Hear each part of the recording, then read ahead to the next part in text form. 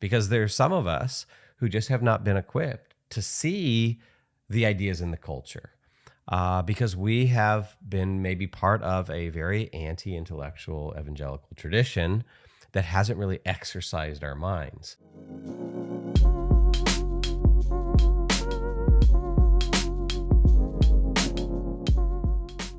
Erin, we are just a few days away from Christmas Day. And so I'd like you just to provide everyone kind of a state of the union of the Kunkel household. Like, how are we doing? Are we doing okay? Or are you scrambling once again to get gifts and to bake the gingerbread cookies and, plan all the parties? And where are you at right now? How's your headspace? Oh my gosh. The Kunkel house is in disarray. Well, maybe disarray is a little harsh. We still have some things to do. Let's put it that way. I mean, well, that leaves the impression that there's some. No, you can have things that still have to be done, like a lot of things that still need to be done, but you can be peaceful about it and realize that you have, a couple days to figure it out. But there's not a lot of things that need to be done. What? There's not a lot of things that need to be done. Around here? Yeah. Oh my gosh. You're really out of it, aren't you? Oh my goodness. I really let you off the hook with too many things. Are you kidding? Who has done the majority of the Christmas shopping this year? I cannot believe you're I just want to be honest. We better change subjects. Kidding me? I want to be honest with the listeners here. And you should not break a 10 commandment and bear false witness here. Especially right before we're about to celebrate Jesus's birth. Mm-hmm. Well, it is a few days from Christmas, and we thought it would be just fun to, fun, no, I don't know if that's the right word, but yeah, I guess it would be fun and maybe interesting to talk about navigating the Christmas season a little bit with our own family, with the kids, and in particular, we're going to talk about narrating this season. And then talk about how there are a couple things that we're doing or to draw attention to Christ during this season. And then even just list maybe a few of our favorites of this season. So yeah, well, it came to mind for me, this topic of narrating for our kids, specifically about Christmas. Because on the Maven Parent podcast, we've talked about the good of narrating for our kids. So, which we haven't talked about that in a while. So let's just review. What do you mean by narrating? So basically helping our kids to cultivate a habit of where they're noticing the things that are going on around us. And so nurturing them, discipling them to become observers of the culture around them, not just to take it in. And you help them do that by this process of narrating. Right. So becoming observers in helping them to notice things is done through narrating, which is to kind of do that for them at first. Yes. You're observing things around you and you're talking to them about, do you see this going on? Yeah. And you're helping them to notice. And yeah, it happens through narration of just helping them to see what's happening and explaining maybe the why behind it, or maybe just even asking questions and letting them have to figure out the why behind things. And so with Christmas, we did an episode about Advent and bringing that into your family culture and life. But we live in this culture, and that's good and important and has helped our family to really understand and have a posture of the Christmas Advent season, what it's for, what it's really about, and not just kind of stumble into Christmas Eve service at church and think, wow, this is the first time we've really reflected on this stuff. Yeah, and you speak from experience on that. So we talked about Advent. The other side of it, I think, is narrating for our kids all the Christmas stuff that we see going on in the culture. And I was thinking about it the other day because there's so many Christmas songs and Christmas movies that are on Netflix and Disney and all the places where all the streaming platforms. That's what I couldn't think of. All the streaming platforms. There's all these Christmas movies like Hallmark. The Hallmark Channel has like 24-hour a day Christmas movies. How do you know? Have you been watching the Hallmark Channel? We don't even have the Hallmark Channel. I know, but my grandma used to watch the Hallmark Channel, so I know how the Hallmark Channel is. So there's all this thing, and so we're part of the culture, right? And so I was thinking about, even in celebrating Advent, but also in teaching our kids to notice and observe and not just take in all that's offered to us from the culture when it comes to Christmas. And particularly the message the message that comes across a lot through movies and songs about the true meaning of Christmas, what Christmas is all about, and all the false messages that come at our kids, and not just letting them absorb it because it's wrapped in a cute cartoon or in a tune that's fun to dance to or whatever. Yeah. So if your kids eventually get to the point where they're just noticing, like that's a win. Mm-hmm. That's a huge parenting win when your kids notice what's going on in the culture, when they can pick out messages, when they can pick out false ideas. And it's great when they're young, kind of the excitement that comes with that. It's like, oh, Dad, mm-hmm. Did you hear that? Yeah. And then they narrate back to you. Yeah. And when our kids get to that point, that we should be encouraged as parents, because just them noticing helps to prevent them from simply absorbing, as you said. Yeah. So that actually happened with us recently. One of our kids was telling us about a movie that was on Disney, I think it was, and she said that the message she picked up on at the end, someone said in the movie, "Well, what does Christmas mean to you?" And she was kind of taken back by that, because it's like, well, what does Christmas mean to you? As if Christmas doesn't have this objective meaning of what it means, and how you celebrate it or whatever might be different, but Christmas doesn't, it has a meaning in and of itself. It's an actual thing. And so she picked up right away on, well, what does Christmas mean to you? Well, it's not just subjective. It doesn't just mean different things to different people. It's actually are you going to identify the movie? Oh, are we going to? Yeah, well, I think we should. I think we should name names. Let's name names this Christmas Eve. Okay, so do you want to start with, so the movie we were talking about with our daughter was this movie called Noel that's on the Disney Channel. Yeah, Disney Plus. Disney Plus, I think. Well, that's the platform. I'm maybe they put it on the Disney Channel. We don't have cable, so we don't know. But we just want to let's just first say that if you've let your kid watch Noel, you are a bad parent. You need to repent. And I guess we're in that camp, so you're talking to us. We didn't let her watch it. She watched it. Oh, she watched it? Yes, that was the whole, that's how she knew what happened. All right, we failed. We have failed as parents. This is our last episode of the podcast. We're going to go ahead and close it up. And no, I was just joking anyway, as I always do. Mm-hmm. No, as we name names, sometimes people will be like, what's the emoji with the teeth, and you're like, oops, ugh, painful. Yeah, ugh. You're not supposed to do that.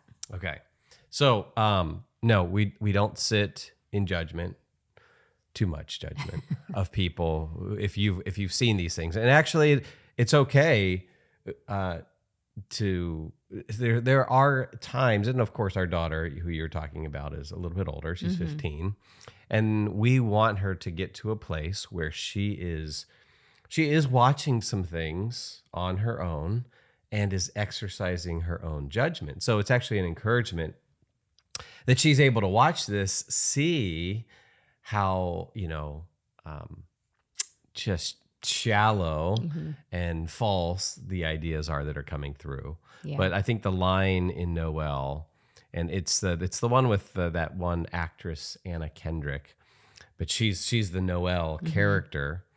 And she says, and if you know what Christmas means to you, the tradition's just the wrapping. Profound. Sounds so Christmassy. But this is so our daughter heard us talking about these messages that come through, and she said, "Oh, that's like that movie Noelle that she had watched." And this is the message that I'm talking about. This isn't some bad X-rated R message that we're warning you to keep your kids from. What we're actually talking about is just a subtle thing that's kind of wrapped in warm, fuzzy, fun, sweet maybe movie humorous. Scenes. Yeah, humorous. But the message that it's actually sending out is false and it's not true. Well, and because this is a central message to the whole story. This is like the larger theme that runs through the whole show. And so it's because there are times when you're going to watch something and there are maybe these kind of what do you call them? Peripheral messages that will come through that you're like, I don't like that, or I disagree with that. But there's an overall theme that's central to the story, the plot, that is really good, that is virtuous or whatever. And but this theme is the theme of this kind of movie. Yeah. And so that's where we want our kids to be able to pick up on that. And now they may not pick up on it. So that's when you have to hit pause on the movie or the TV show and stop. And then as you narrate, maybe the first thing you do is ask your kids some questions. Okay, hey, did you just hear what Noelle said? Yeah. Okay, can just tell me, right? Narrate it back to me. What did she just say? What was the message that she just delivered, right? And then take that phrase and break it down. I mean, just even breaking down, if you know what Christmas means to you, well, let's just take and think about that idea that you mentioned earlier, to you, right? Here we have a relativism kind of slipping in to the message. And so Christmas has some subjective meaning, and then process that with your kid. Yeah. I think asking questions, pausing it, making them stop. This will create in them the habit to start paying attention, and that's what we want. And we maybe aren't so good at this. And so even as we watch things with them, good or bad, you can stop a good movie and say, okay, what did they just say? And is that true? Oh, yeah, that is true. Oh, okay, good. This is good. They're actually promoting something that's right. And so this habit of teaching them to observe, of course, we're along with them. And so if you think, well, I'm not so good at that myself, then you can grow along with your kids, and just in the stuff you're doing with them, start being more intentional about it. Don't just turn on the Disney Channel or the Hallmark Channel and just consume all the movies, or we're going to talk about songs in a minute. So don't just turn on the radio, have songs playing, and never reflect on those. Yeah, and that's where you want to think about preparation and training over the long term.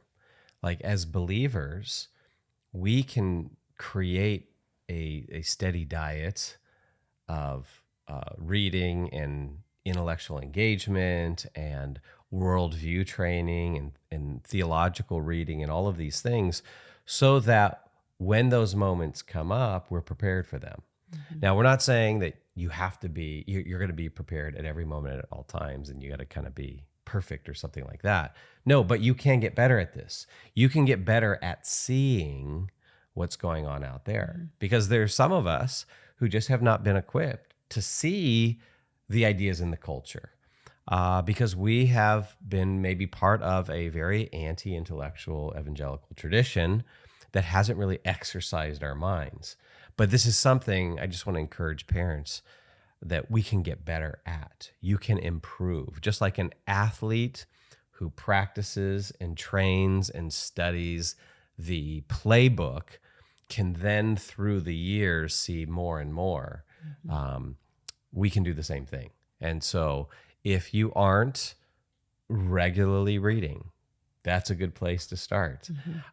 If you're not reading any apologetics or worldview or cultural engagement or theology, there's a ton of resources out there, and you just need to do that on a regular basis. And what is cool about that over time is that you will begin to see more.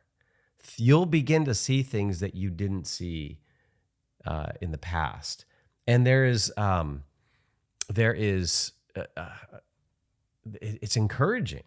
I'm trying to find the right words here, but it's encouraging. It's empowering. It gives you confidence when you're like, oh, I can see that. And it helps you to be able to move in the world with more confidence, and gives you confidence as a parent that you are equipped now to help protect your kids from some of the ideas that are out there in the world. Yeah, and thinking about these, since we're talking about movies, these aren't just recent movies that have this problem. Because as we were thinking about Christmas movies, I thought about Frosty the Snowman, which is an older Christmas movie, but it has this kind of similar message where it's Christmas is in your heart, follow your heart, Christmas is about you and me, and these kind of messages, Rudolph the Red-Nosed Reindeer. And so... I know, okay, don't touch Rudolph. There are actually some good themes in Rudolph. I mean, it's been a while since you've seen that. You cannot throw Rudolph under the bus. There's Somebody's some heroism about it. some character in there. So I'm giving examples of movies that aren't necessarily bad, but so you can watch it with your kids or have your kids watch it. What do you mean bad? Bad in their messaging, in their underlying view that they're pushing to the viewer. And because we oftentimes will put, like, you would never put Frosty the Snowman in like, oh, that's a bad movie for kids to watch. I see what you're saying, yeah.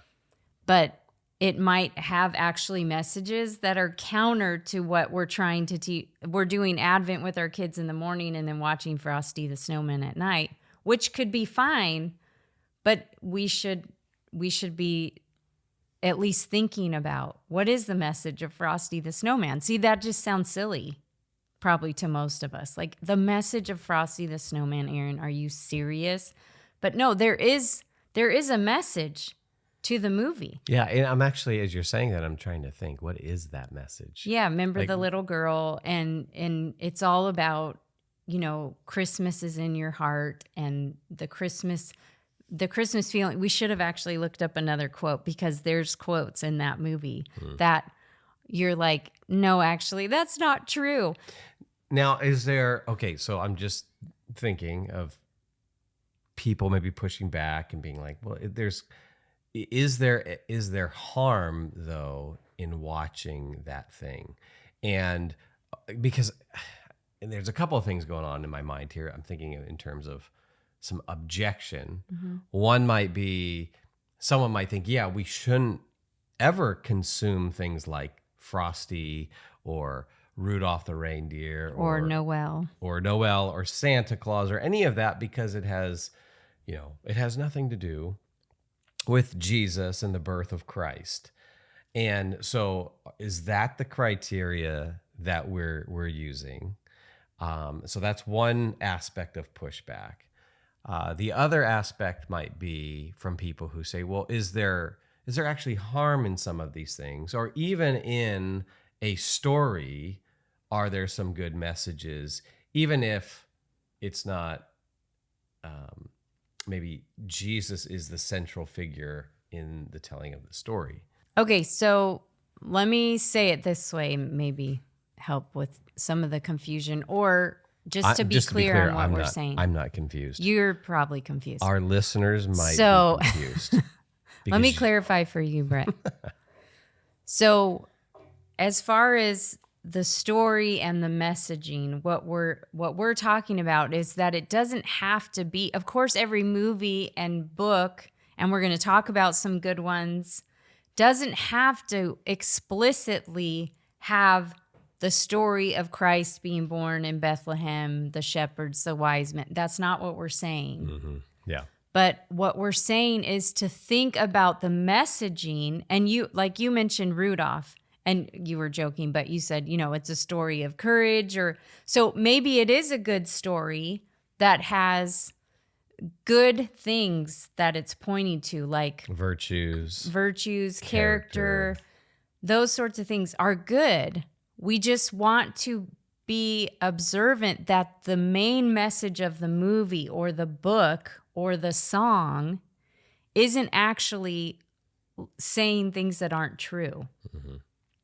And so you can have a good Christmas movie that doesn't have the explicit message of Christ, but that is a good story of sacrifice or redemption. We talked about the Christmas Carol in the last episode. Mm-hmm. The Christmas Carol is a perfect example of a story that has gospel themes in it, but of course is not explicitly giving the gospel. And so those things are good because it causes us to reflect on these deeper meanings of what is good and true and hopefully done in a beautiful way. Yeah. And I mean, it reminds me of, like C.S. Lewis talking about how myth, mm-hmm. right, communicates truth. Yeah. And that myth in story mm-hmm. is a great avenue to really capture the heart and mind and imagination mm-hmm. of people. Yeah. And particularly our kids. Yeah, and he was so good at that. Of course, the Narnia series is a wonderful example of... Wait, doesn't that have a witch in it? And as Christians, we can... Now, I'm being sarcastic. So, there are some Christians who do take exception with the Chronicles of Narnia series because there is a witch in there. I would disagree with them. I apologize. I'm not mocking you. I'm being sarcastic. I'm always sarcastic, but mm-hmm. I'm just thinking someone out there probably just got ticked off and they unsubscribed to the podcast because they felt like I mocked them. But no, it is. But these are things to think through, mm-hmm. right? And of course, this is where Christians are going to have different conscience on some of these things. Mm-hmm. I mean, let's talk about Santa. Let's not talk about Santa, but we will talk about Santa eventually. But Christians, I think Christians can have a different conscience on that. Some may say, no, Santa in our home he's not going to be a part of the Christmas celebration. Others can say, mm-hmm. yes, he will be. And I think it's important to allow room for conscience on that and not try to bind other people's mm-hmm. conscience. But so that principle is going to be in play here as well mm-hmm. when we're talking about, hey, what movies or what songs do you and your family, engage with? And so what we're interested in is really helping parents think more carefully about this. Mm-hmm. And so for us, one of the criteria that may eliminate a movie or using a Christmas theme, put it on the naughty list or put it on the nice list would be, hey, what's the central theme of the story? Mm-hmm. And is it promoting something that's true yeah. or good mm-hmm. or beautiful, mm-hmm. right? Or is it something like, hey, Christmas means whatever it means to you. Whatever you want it to mean, or Christmas is in your heart. The true spirit of these Christmas. messages, yes. Yeah. And then that's when then we're confronted with the decision as parents. You have to decide. Yeah, mm-hmm. And we might say, no, for our younger kids, and there's room to even say, hey, for our younger kids, we're not going to let them consume this. For an older kid who's more aware and notices these things, maybe we say, yeah, you can watch that. Mm-hmm. And maybe part of it, and then you have to think through even, I'm just kind of thinking out loud here, but even thinking through why then with the older kid would you maybe is it for mere entertainment purposes? And is that enough to justify it? Yeah. Or, well, I think we've we have had many times conversations with our kids about something not necessarily being what I talked about earlier, R-rated or bad in that way. But is that really what we want to spend our time doing? We are limited in our time. And so there's only so many movies and books and things you can consume in your time. Mm-hmm. And so is this something worth your time even? So a movie like Frosty the Snowman, I'm not trying to pick on it, but just so you might fall on the side that's like, it's harmless, it's fine. But I would say, but at least bring up at the end of the movie with the kids. Frosty just said, Christmas is in your heart. What does that mean? Or is that true? Yeah. And at least say that, which we've watched Frosty the Snowman in this house. So yeah, you can tell where we've fallen on things. But we grew up watching Frosty as children. So there is a bit of nostalgia that's tied to Frosty. And that kind of thing could maybe get one to downplay this a little bit. And of course, obviously, we're not making a huge deal out of it. We're not, let's boycott Frosty. But just saying, hey, what's wrapped up in some of that decision making? Because even we were sitting here ripping on Frosty, and I'm like, oh gosh, I have these fond memories of watching Frosty with my family as a kid growing up. But maybe that's not something. Yeah. I mean, sentiment alone is not, warm sentiment isn't enough to justify having my kid consume that. Especially, now it may have been the case when, and this is not another thing maybe to consider for parents, it may have been the case when the quantity of stuff in the culture, there was a cultural push, a cultural friendliness, a positivity toward the true aspects of Christmas and the celebration of Christ and the incarnation. And yet now we're in a different cultural moment where there's so much that mitigates our worship of Christ at this time that we may have to be more careful. Yeah. Well, there's no question the amount of volume of stuff that we can consume has multiplied by I don't even know how many. Like I said, Hallmark Channel, just 24 hours a day. Just the fact that we could watch TV 24 hours a day wasn't happening when you and I were kids. Yeah. And so, yes, being more thoughtful. And just think about some of the Christmas movies you love. And Home Alone. I mean, there's so many that as you think through that movie, what are the messages? I think there's some really good messages in Home Alone. But is it worth watching with, little kids or, so every family has to decide. But even thinking about, have you ever thought about what are the messages in Home Alone, in Rudolph, in all the movies we could think of? Now, we don't want to just pick on the bad stuff. We also want to promote the good stuff. And of course, the best. What's the best Christmas movie out there? The best Christmas movie. Well, thinking of little kids. Okay, thinking of little kids. Is by far Charlie Brown Christmas. I mean, it's just I think you're going to raise some debate there. Why? What do you think it is? I don't know if I've given it enough thought to actually declare my favorite. I would say Charlie Brown Christmas is definitely in the running. Is definitely one of the best Christmas movies. And talk about messaging. I mean, Charles Schultz brilliantly goes through kind of the American materialism message of Christmas in the beginning. And Charlie Brown is making his best efforts to make a good Christmas. And then he picks out this horrible tree for the show. His friends mock and laugh him, even his dog. And then he's left in despair and yells out, doesn't anyone know the meaning of Christmas? And then it's that famous scene of Linus saying, oh, sure, Charlie Brown, I can tell you the true meaning of Christmas. I wonder, Micah, can we insert that clip into this podcast? Okay, we'll have Micah insert that.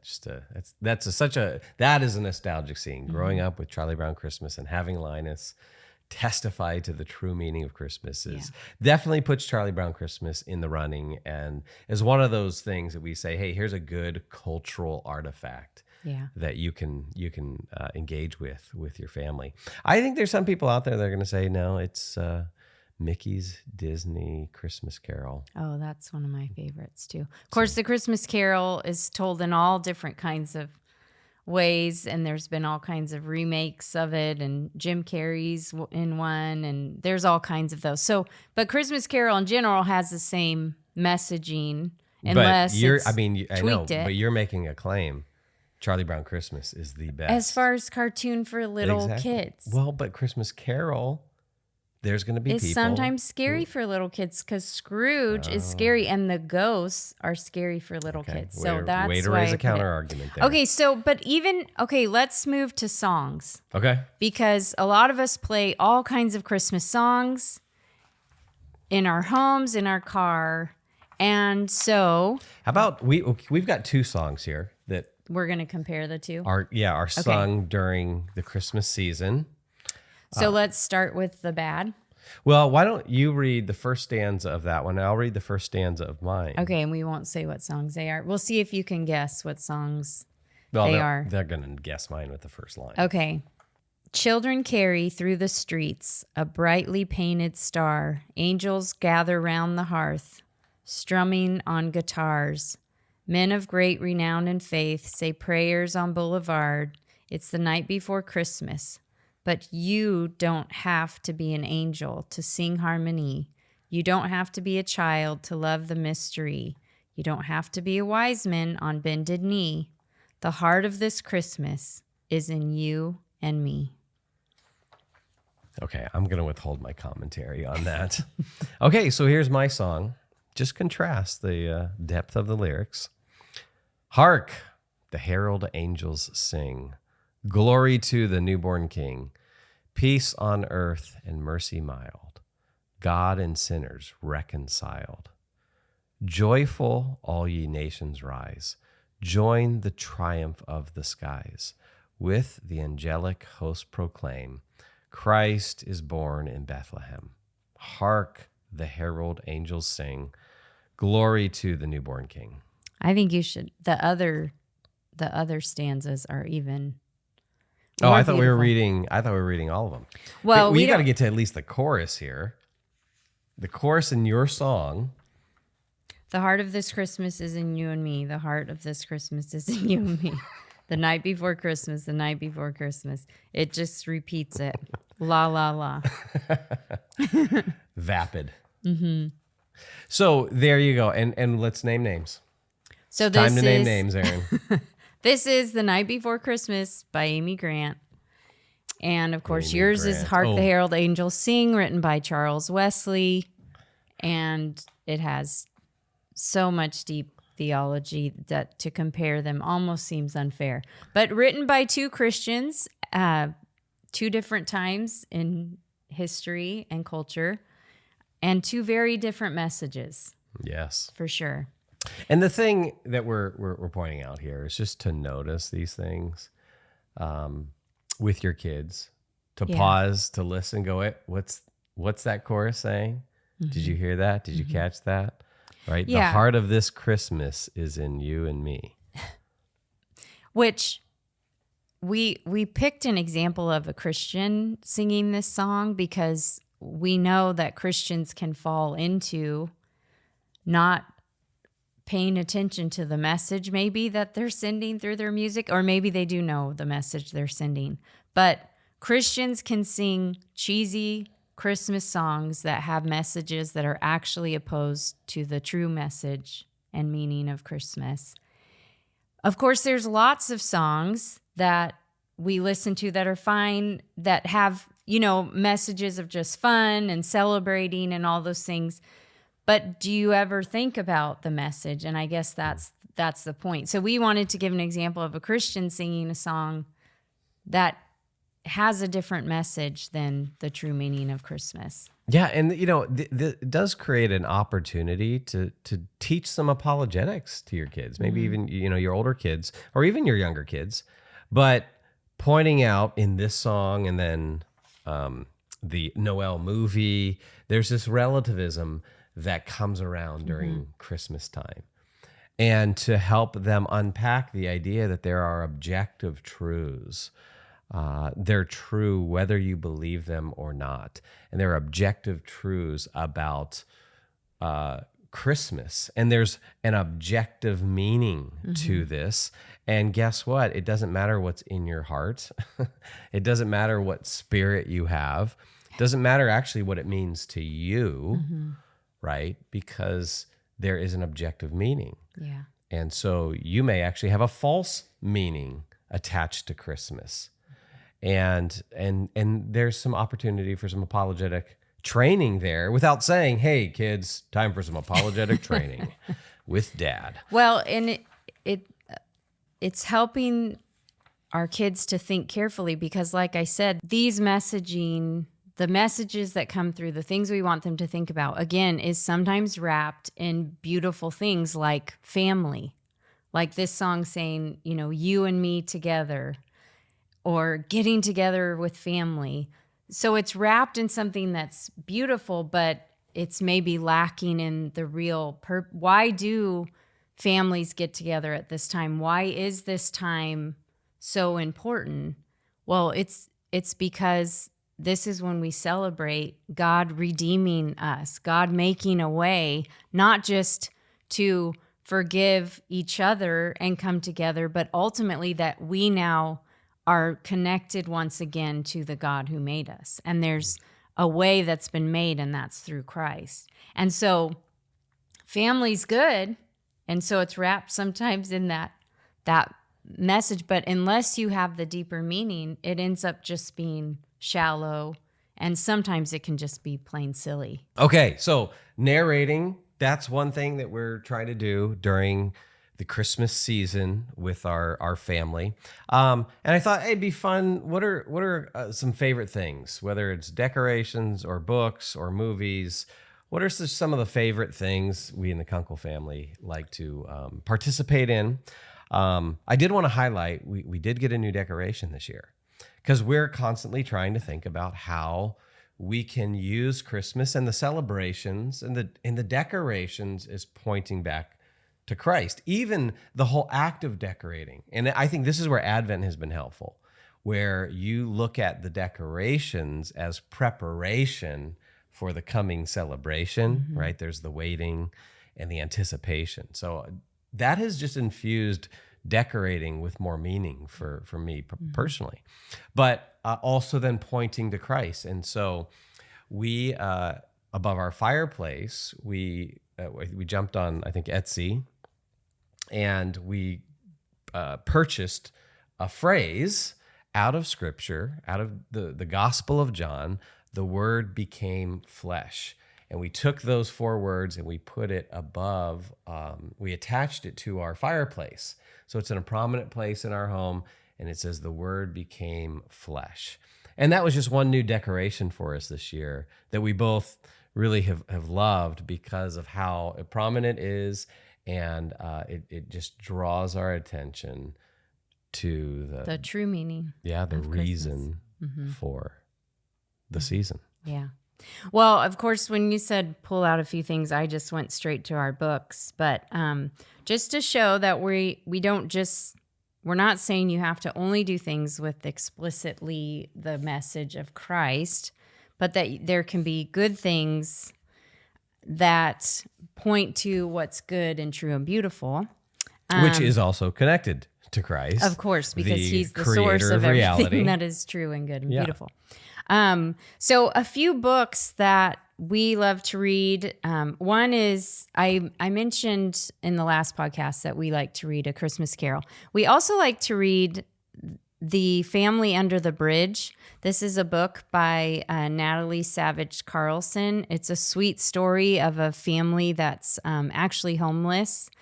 And it's in the time period of Christmas, and they meet an old man, and it is a wonderful story about goodness and family and sacrifice and So what caring age for- group would you say this is for? Oh, you could read this aloud as your family, or you could give it to 6, 7, 8-year-old to read, but as young as that. But I think How about 4 younger? or 5, you could read aloud this story for And then sure. up to about what age?